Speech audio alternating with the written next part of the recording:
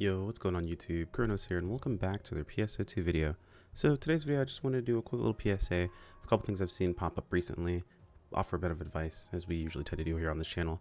But if you're new to the channel, my name's Kronos, I do content over here on YouTube daily. Would much appreciate a subscribe as we claw our way up to that 10K mark. Hopefully we'll be able to meet you by the end of the year. We'll have to see how things go, but enough shilling. Let's go ahead and just jump into this. So like I mentioned, this is going to be just a quick little PSA, nothing too crazy. Two things I wanted to mention, because I know a lot of people are starting to get to the points where they are capping out their classes. They're starting to wonder, what is there for us to do at endgame? Well, to be honest, it's very early on. The dev team seems to be very focused on taking care of some bugs that have popped up recently in the game itself. Now, while we do have a couple of things already roadmapped out for us, as far as endgame goes, our current endgame mostly is going to be gearing. Going to be getting your 4-star weapons, possibly even your 4-star units. Now there's a bit of balancing going on with that one, but I'll talk about that and save it for another video. But moving towards those units, those weapons, getting them fully augmented, and getting them fully unlocked with their level 4 potential. Yes, there is a level 4 potential for weapons, so you want to make sure you get that taken care of and how that works out. As far as what you really have to do when you hit level 20, what I recommend is whenever urgent quests pop up, even if you're leveling a different class, switch back to your main class. The reason for that is that's primarily where you're going to get experience. Now, at the moment, enemies at max are only level 15 around the world, meaning that whenever we come across an enemy, if you're level 20, you're getting reduced experience because you're not within 5 levels of the enemy itself, meaning leveling up even more after 20 is even more difficult. And you're probably wondering, 20 is the cap. Why do I care about leveling after 20? Well, every time you level up again after 20, you actually get something called an NX cube. Now, the NX cubes are used for unlocking that level 4 potential. The level 4 potential is, not insanely strong, but it is still more damage for your character. You're probably also thinking, why do I care about gearing up? Like, what is there to do? What's coming out, so on and so forth. To be honest, we don't know just yet. As far as gearing up, you could be someone who's going towards TAing, so going for time attacks of cocoons. You maybe just like seeing the big number. It just depends on what you're working on. The gearing process is something that happens in most MMOs just to be ready of the next content that's coming out.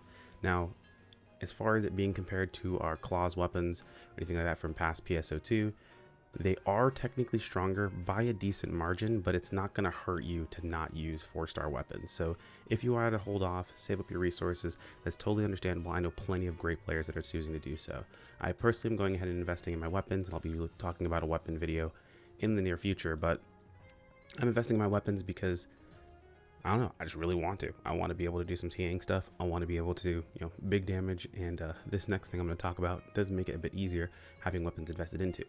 That second step is you can solo urgent quests. I know that seems kind of crazy. I know it's an MMO, so you play the game to play with other people, but if you're finding a situation where your urgent quests are taking an insanely long amount of time, you feel like people are just sandbagging or just they're not playing to basically the standard that you're looking for them to play to, you don't have to play with them in NGS.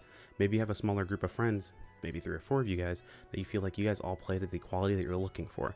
Well, you can go into urgent quests and lock down those urgent quests by just setting a password and selecting the second option underneath it to make sure that only you guys go in. You can preset up your urgent quests, and the enemies scale to the number of people in there.